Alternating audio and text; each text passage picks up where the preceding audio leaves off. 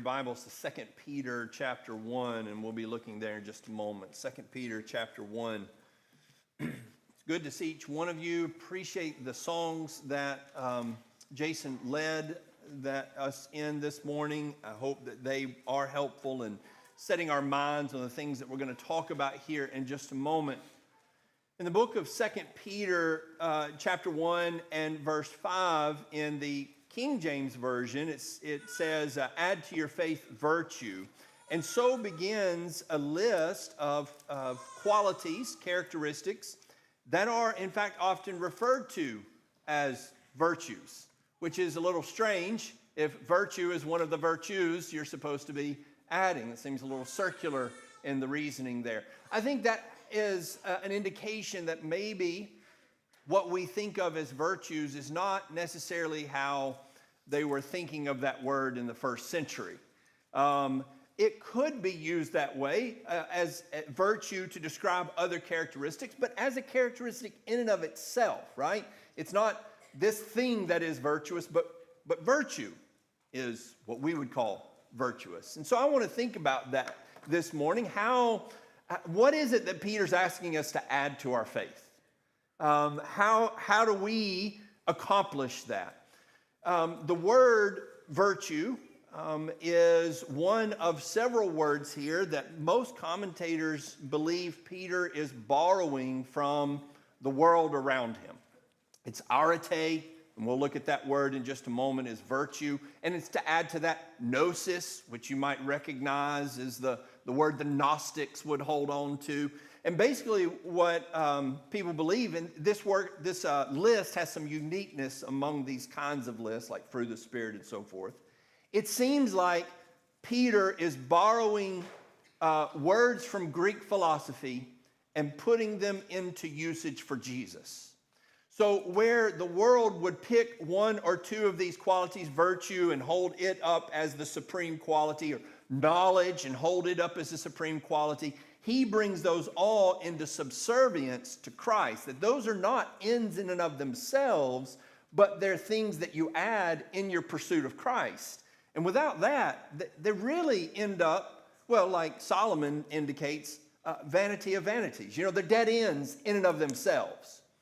But as qualities that help you get to Christ, why then they become advantageous. And so we're going to look really particularly at the one of virtue this morning. To begin with, just trying to define the term, and especially as it would have been used in the time that Peter is writing. When we look at the scriptures to try to see how this word is used in scriptures, we don't have a lot of data. There are only 4 passages, and really 3 passages, if you count the 2 verses here in 2 Peter as one passage, where we find this word. It is, of course, there in verse 5, where it says, now for this reason also applying all diligence, in your faith supply moral excellence. That's that word for virtue, translated in the Legacy Standard here as moral excellence. Back in verse 3 of the same chapter, it says, seeing that that is God's divine power has granted to us everything pertaining to life and godliness through the full knowledge of him who called us by his own glory and excellence. So here, the virtue or the excellence is referring to God's excellence or virtue.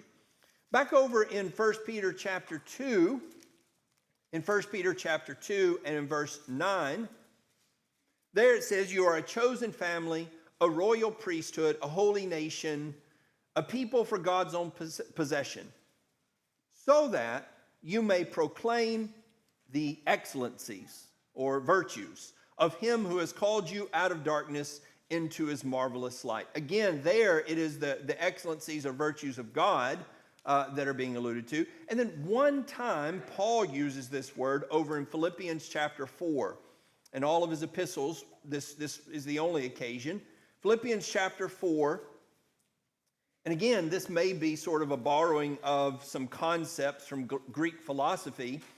Again, pointing those things, pointing the ideas and putting them under Christ, as we see there in verse 7, talking about having the mind of Christ. He says in Philippians 4 and verse 8, finally, brothers, whatever is true, whatever is dignified, whatever is right, whatever is pure, whatever is lovely, whatever is commendable, if there is any excellence and anything worthy of praise, consider these things. That word excellence, again, is our word virtue. And some of your translations may say, if there's anything virtuous. So it falls into that line of things that we ought to be thinking about.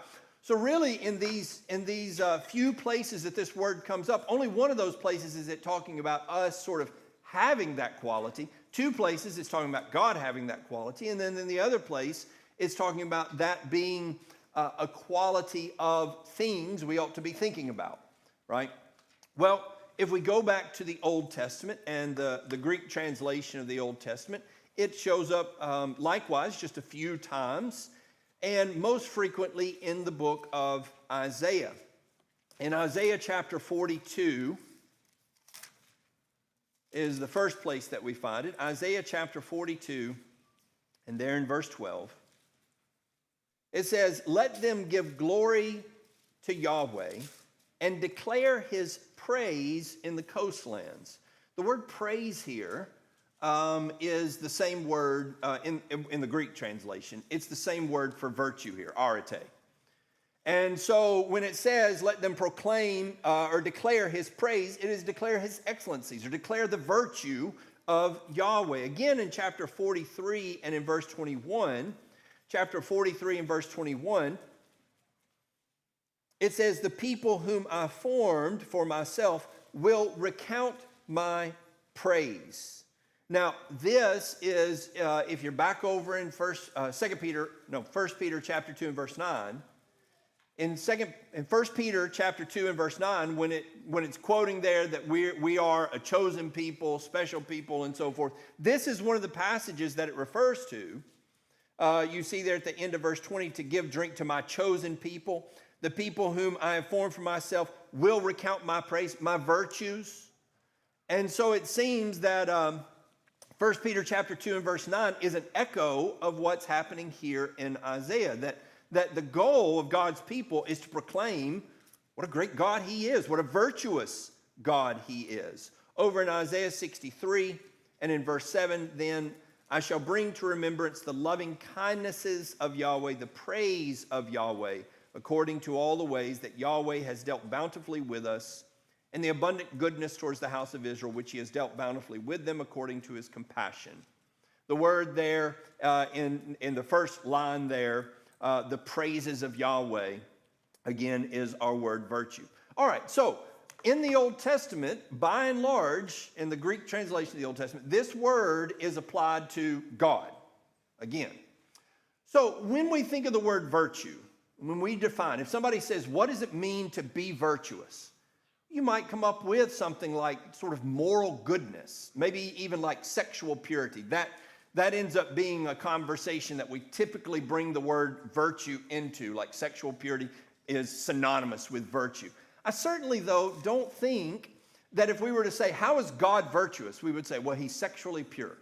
Well, certainly he is, but that seems way too small of a concept to apply to God. It seems much bigger than that when applying it to God. Some people would translate this word valor or courage, and that certainly seems to be a way that it gets used in sort of Greek conversation of the first century. We see a little bit of that in the book of 2 Maccabees. In our Bible classes, we've been going through that period of silence in which some of the events are recorded for us in the books of the Maccabees. And during the time of the Maccabean revolt, which we studied recently, one of the leaders of that is a man named Judas Maccabeus. And there was an occasion when Nicanor, who is a Seleucid general, is coming to invade, and he's doing so. He's chosen the Sabbath day to invade and to attack God's people. Judas Maccabeus, he stirs up the people, and it says he stirs them up not with weapons, but with words. And the words are about looking back to the history of God's people. When we're faithful to God, he's faithful to us. And so we can stand against this attack by Nicanor. Well, in chapter 15 of 2 Maccabees and verse 17, it says, "So, encouraged by these truly heroic words of Judas, which had the power of rousing young souls to valor and stirring them to manliness. They determined not to pitch camp, but manfully to set upon the foe, and by engaging them, right valiantly hand to hand to decide the issue, since the city and the sanctuary and the temple were in danger. That idea of valor is a very popular way to translate this. In fact, there's a lot of argument on this about what the best way. If you're looking at 2 Peter chapter 1 and verse 5, our passage, or any of the other passages in which this word shows up, and you get a discussion on this word, people get really hot over definitions like this. And I don't think at the end of the day, some of those arguments are worth getting that exercised over. But I do understand, like on the one hand, somebody says it's the idea of that moral excellence, being good in morality. And then on the other hand, somebody says, no, it's more like courage, the idea of valor and standing up to the enemy. I do believe that that's closer to the concept that the Greeks had of a boy kind of becoming a man. That's the way Plato talks about it in education, and bringing boys up to men, that they learn to kind of stand up for their country, their city, for those who depend upon them. And so it's this idea of duty and responsibility. But I think maybe even it goes beyond that. There is an idea, one fellow defined it this way. It's a person, or rather it's the idea of having a special knowledge or skill in a field. And the field is not specified. The idea of virtue from this standpoint can be illustrated with the idea of someone who's a virtuoso. So if you know what a virtuoso is, that's somebody who's really, really good at something usually artistic, right? So a virtuoso of the violin is somebody who plays so beautifully it would bring you to tears, right? They have perfected their craft, we might say. So that's someone who has special knowledge or skill in a field. Well, if I'm thinking about it that way, that they've reached kind of the pinnacle of whatever it is, whatever pursuit that is, well, that would apply to God, wouldn't it? That He is the greatest in every conceptual way. He is the perfection of whatever character or quality you want to think of. And I think from that standpoint, there's kind of the Stoics, the philosophers that would be along that lines and surround them, who would hold up virtue as a good in and of itself. And while we wouldn't go there, I think we can see the value of virtue really in whatever direction it's pointed. So to illustrate, if we're looking at an athlete who's just got incredible skill at what they do, I have heard and I have said many times, I don't appreciate the way this person lives their life. I don't think they're a good person, but you kind of have to admire how skilled they are at their craft. Have you ever said something like that? You separate the thing that they're good at from the rest of the character. And so you hold that up and you say, this, even if the rest of this isn't, this is admirable. Well, I think the Stoics would sort of say that's enough to be considered good, right? If you're good at something, then you are considered good. We wouldn't agree with that. We would be like Peter. No, you bring that drive and you point it towards Christ instead of baseball, right? You're bringing that effort and that diligence to pursue godliness, to pursue God Himself as the ultimate example of virtue. Well, then going down that road, supplying virtue to our faith. Go back to 2 Peter chapter 1 and verse 5. 2 Peter chapter 1 and in verse 5.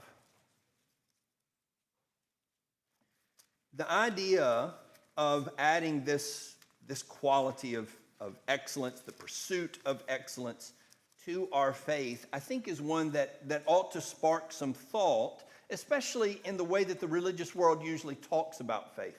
Faith is something that is very often conceived of, and even if we don't think of it this way, it's very often sort of lived out this way, that we think of faith as something that is that we passively receive, right? You don't choose to have faith. I think you do choose to have faith. I think not only do you choose to have faith, I think you choose whether or not to grow or build that faith. And I think that's the idea that's being spoken of here in 2 Peter, is not just don't become complacent where you've gotten this sort of initial surge of faith, but that what are you going to do with that? And so add to that virtue that you want to become excellent at faith. Now, it is in general, at least at the start, it is a mental sort of a thing that we're engaged in when it comes to faith. It should be lived out and it should be practiced in tangible ways, but it starts right here, and it starts with our thought processes. And how do you get better at faith? Well, of course, the very next thing is add to your faith virtue, knowledge, right? So that kind of guides and directs. What does that look like to add knowledge? Well, it looks like hard work, actually. And to knowledge, self-control. There, you're sort of acting out that excellence, and now that knowledge that you've added to that excellent pursuit, and then the self-control is the practice of that. And so I think that you can kind of see that moving along in that list. Notice, though, even before that list begins, there in verse 5, there are a couple of words that I think are worthy of our attention. It says, for this reason also, applying all diligence. That word diligence has the idea of urgency. Back in 2 Corinthians chapter 7, when Paul is talking about their response to his first letter, one of the things that he says when he's talking about godly sorrow, he starts it off by saying, notice what earnestness this has produced in you. This is that idea of diligence. And basically, they went to work to acquit themselves and, to put off the guilt that had been put on them by the accusation of the Apostle Paul. And so they went about to comply. And it says you did it earnestly, like you really went after it to clear your names. And so it's that idea this is a major priority. It's the priority, in fact. Well, then, so we've got diligence and resolve. Then it says, applying all diligence in your faith, supply moral excellence. That word supply is an interesting word. If you look at the Greek word, you'll see in the middle of that Greek word, the word chorus, which seems like a weird word to find associated with supply.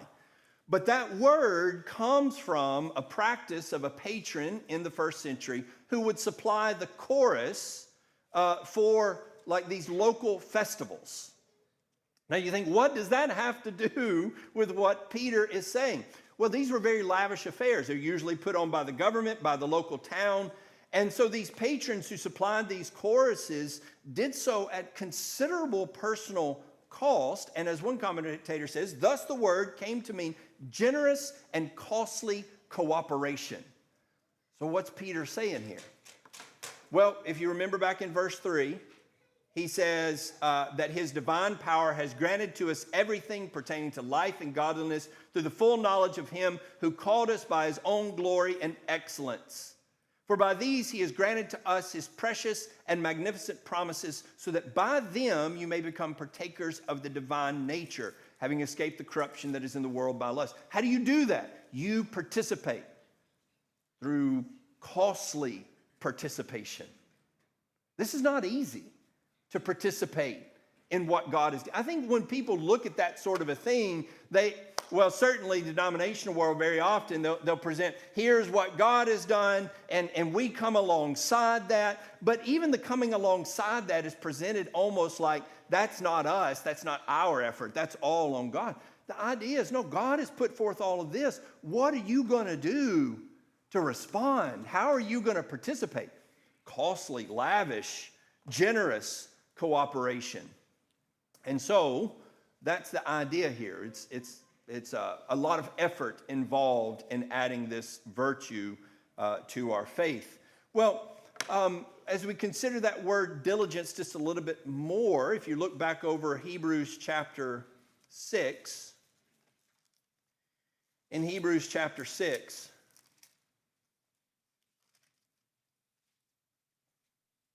and verse 11, it says, "We desire that each one of you show the same diligence so as to realize the full assurance of hope until the end." Notice what he says there. We want you to show the same diligence so that you will realize the full assurance of hope until the end. We want you to get to the end. We want you to have the hope that to realize the hope that you've had all this time. He says in verse 12, "So that you may not become dull, but imitators of those who through faith and patience inherit the promises." This is not just, here's what you need to do if you want to be like a better Christian. And then you can kind of sit there and say, well, listen, I mean, I want to be a good Christian and all, but I don't know about an excellent Christian. You know, good enough will be good enough. What the Hebrew writer says, no, I'm telling you, if you don't have diligence, you won't make it. You won't get the promises. I'm telling you all this. I'm pointing you in this direction because if you lag in diligence, then you're not going to go on to the same place that those who had it went. People with diligence, that's who inherited the promises. So it is a salvation issue. One of the problems with this kind of passage is that people will come along and say, yes, this is what we ought to be doing. But in so many books, at the end, it's sort of like they let you off the hook and say, now, of course, your salvation doesn't hinge on what you do. It sounds like it does. That the people who participate with diligence will reap the rewards. And those who fall back into complacency will not. Over in 1 Corinthians chapter 9 and verse 27, and we'll come back to this passage a little bit more in just a moment, but Paul uses that athletic metaphor there. 1 Corinthians chapter 9 and verse 27, he says, "I discipline my body and I make it my slave, so that after I've preached to others, I myself will not be disqualified." He is talking about a strength of discipline that most people don't have in general. That when you look around at phenomenal athletes and stuff, what you understand about those people, whether it's musicians, athletes, or whatever, you understand they have a level of discipline that, I mean, frankly, at least in pursuit of that, I do not. And in fact, most people do not. That's why they're unique. That's why they stand out above the rest. And what Paul is doing is taking that language and applying it to his spiritual life and saying, that's the kind of thought process that I bring to serving God. And why? So that I won't be disqualified. Because I want to get there. And I don't want to fall short because I got complacent, because I wasn't in that constant pursuit of the goal that is set before me. Well, that brings us to our last point, which we'll talk about for just a little bit. What is that? How do we apply that? How do we get that mindset? The idea of trained senses in Hebrews chapter 5, I think, is helpful. We referenced chapter 6 just a moment ago. But backing up to grab some context from chapter 5 and verse 12, it says, "Though by this time you ought to be teachers, you have need again for someone to teach you the elementary principles of the oracles of God. And you have come to need milk and not solid food. For everyone who partakes only of milk is not accustomed to the word of righteousness, for he is an infant. But solid food is for the mature, who because of practice have their senses trained to discern both good and evil. Therefore," he says, "leaving the elementary teaching about the Christ, let us press on to maturity, not laying again the foundation of repentance from dead works and of faith towards God, of teaching about washings and laying on of hands and the resurrection of the dead and eternal judgment. And this we will do if God permits. Here's an idea of growth, and an idea of growth that hasn't happened, right? And you go on a little bit farther back in chapter 5, he introduces a subject about the nature of the priesthood of Melchizedek and how that relates to the priesthood of Christ. And then he stops and he says, I'd like to go on, but you are not where you ought to be. And so it's going to be hard. It's going to be hard for me to talk about this.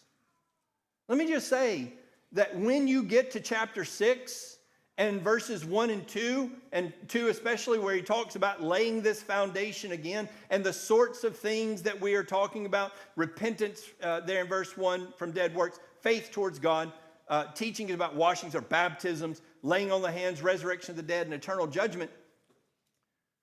I don't think that those are things that we've moved on very far from. And in fact, if you think about it, there are times where I've been talking with people who've been Christians for a long time, and there's generational, passing down of the faith that has occurred. And you go to Hebrews chapter 5 and really Hebrews chapter 7, where he really gets into the discussion of Melchizedek, and they look like deer in the headlights. I'm like, what does this have to do with me? Is this important for me? And I'm like, well, if you're having a hard time with this, Paul says, the Hebrew writer says, you are an infant. These things should not be. It ought to be embarrassing if you've been a Christian your whole life and you're confused by Hebrews chapter 7 still. But we go and we say, I want some good solid lessons on things like what? The elementary principles? You didn't have that? You don't have that already solidified? And I'm not saying, don't get me wrong, I'm not saying we don't need those sermons because there are always new generations. I understand that. We need to continue laying the foundation for every generation that comes along. But brethren, we ought not to keep having to lay the foundation for people who've heard it for 30, 40, 50 years. There ought to be a continued excitement of looking for more and understanding more and growing more in the knowledge of God. But what I often hear from people when you get to that point where it starts to really challenge and you say, man, I'm not sure I'm grabbing, what's being said here. Instead of looking at that as a failure, people look at it as like, that's not what this is supposed to be. I'm supposed to come and hear things that I already know about and already agree with. No, we're supposed to be like growing and learning still. I think there's an idea very often that, growth occurs, up to, you're baptized and you know a certain amount then. And then once you kind of reach a certain level of adulthood, the learning's really kind of over. I'm going to tell you what, if that's your attitude, you're going to end up right here as an infant. And you won't have the diligence, and you won't have what Paul says you have to have there a little bit later in chapter 6 to inherit the hope and the promise. Because it became just something that, it just became a pastime. And really, I think too often, that's sort of how we treat Bible study, growth in our faith and understanding and knowledge about who God is. It's the sort of thing that we have maybe as a hobby that we're actually somewhat dedicated to. We will show up for all the meetings, but we're not striving to get better. And let me just say, when you have that mentality about things out there in the world, it's okay. Some of us here got a little softball team going right now. And we got a coach that wants us to practice. And so he says, who's going to be at practice? Well, I'm going to be at practice if I can. And then if I can't, I won't. And I'm going to be at the games if I can. And if I can't, I won't. And I guarantee you by the end of the season, I won't be much better than I am right now. Because all I'm going to do is show up. I'm going to try to be helpful. I'm not going to try to be a hindrance. But I'm not trying to really become a great softball player. The ceiling's kind of low anyway. I am just trying to enjoy some company with some people. Haven't you ever pursued something like that where you get involved, you say, I'd like to be able to do that. And then you figure out what it takes to do that, and you say, I don't want to do that much. At one time, I wanted to get back to a degree of swiftness in my running. I wanted to be able to run a 5-minute mile again, which I hadn't done since I was like 17. And so the other day, I was just wondering where I was at in that pursuit. And I turned the treadmill all the way up to 5-minute mile pace. I could not hold it for 30 seconds. Now, I didn't say, boy, I've really got to start training. I just said, it's not that important. I don't need that. I think what people do is they show up. They show up for Bible class. They show up for sermons. They show up for every time the doors are open. Isn't that great? But all they're doing is showing up. It's not enough. It's not what God asked us to do. And when he points in these kinds of situations, he doesn't say, listen, if you really want to be great, do this. No, he says, if you want to get to me, do this. And so you got to put in the effort. And I think that we can learn from the effort that people put into other pursuits. Over in 1 Corinthians chapter 9, I said we would come back there. Paul is more extensive in that kind of athletic metaphor here, maybe than anywhere else. But it starts back there in verse 24. He says, do you not know that those who run in a race all run, but only one receives the prize? Run in such a way that you may win. And everyone who competes in games exercises self-control in all things. They then do it to receive a corruptible crown, but we an incorruptible. Therefore, I run in such a way as not without aim. I box in such a way as not beating the air, but I discipline my body and make it my slave, so that after I have preached to others, I myself will not be disqualified. I am somewhat fascinated with what it takes for some of the most successful people in the world to get to where they are. Malcolm Gladwell wrote a book called The Outliers. I think it's a very helpful concept. They're the outliers. Why are these people so much better than everybody else? And usually what we'd like to tell ourselves is they're so much better just because they've got the gifts and we don't. And it's not true. In fact, with most of those people, there's some story in their background where they were told the very opposite. You don't have what it takes. And that's the very thing that spurred them on to figure out how to get what it takes. And what it takes is not natural talent, but the willingness to go back every single day. He came up with this 10,000-hour rule. The people who are the best of the best in their stations, who have expertise, they are people who have spent at least 10,000 hours practicing whatever it is that they're good at. And what you find is that that's kind of a minimum. That's the low end of the spectrum. So somebody says, I don't know why I can't just sit down and play piano like that guy. Because you haven't done it as much. And then you find out how much they spend in order to get there, and you say, well, I don't want to spend that much time. That's fine. You can't play piano like him. That's the cost, right? You don't get what he has because you're not willing to put forth what he's put forth. And I think, again, we like to let ourselves off the hook and just say, I don't have that ability.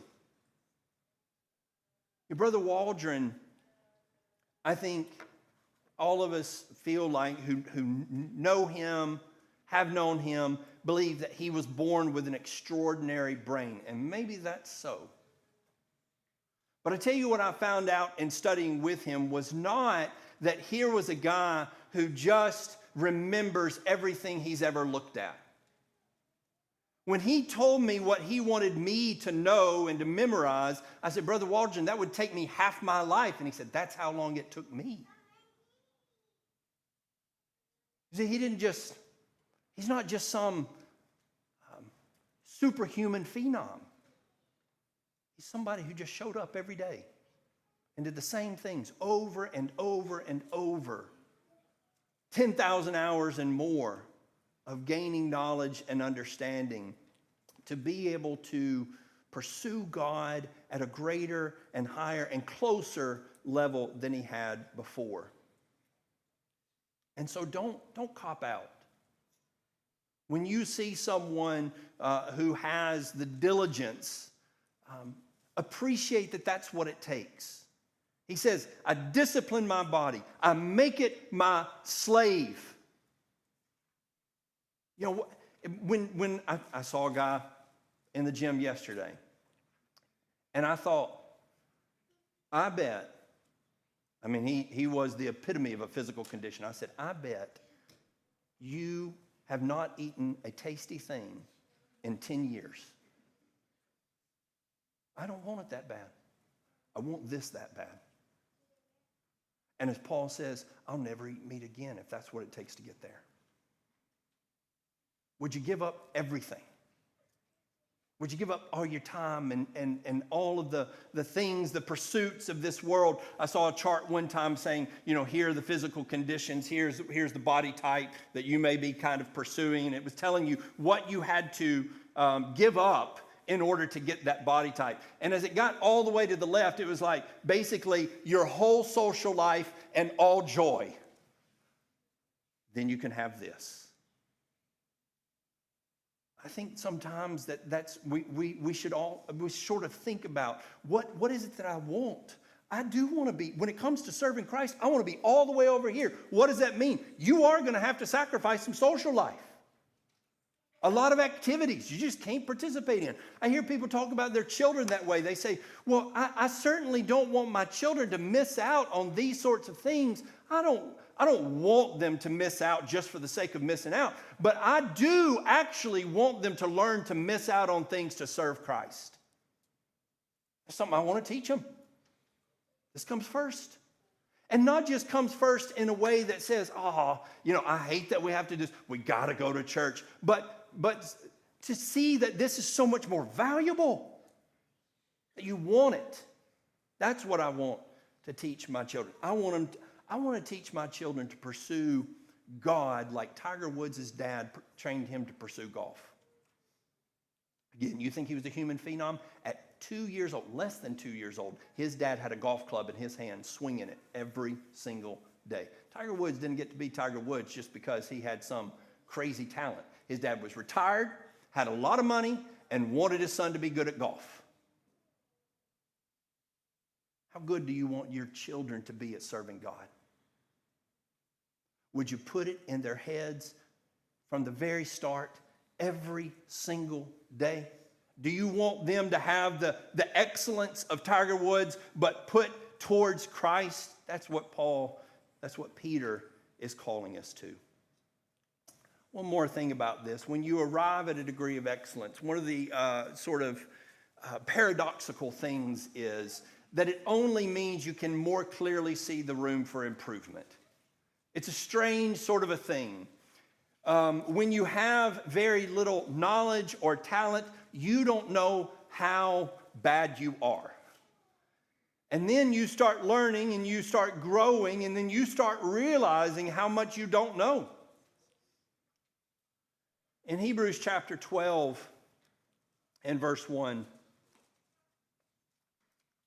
after that iconic list of the faithful who had this excellence of faith, this virtuous faith, he says, therefore, since we are surrounded by this great cloud of witnesses, laying aside every weight and the sin which so easily entangles us, let us run with endurance the race that is set before us.